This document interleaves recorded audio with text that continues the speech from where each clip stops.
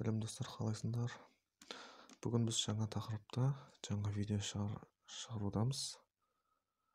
Бүгін біз телефонның датчигі жайлы сөз қозғаймыз.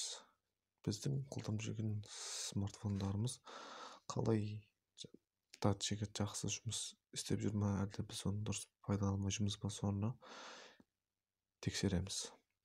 Әрине, бұл әдіс Samsung'тан басқа маркада іске аспауы мүмкін, бірақ Samsung'тың барлығына дерлік моделінде, маркасында жұмыс жасайды.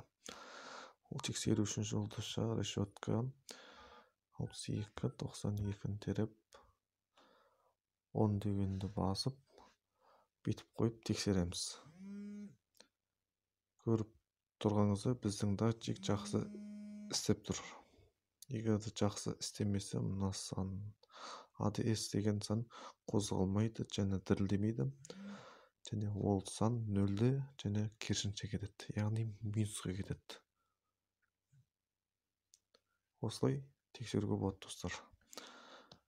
Ал енді достар, біздің шағын видеомыз осымен аяқталды. Лайк пен коммент жаза кетіңіздер.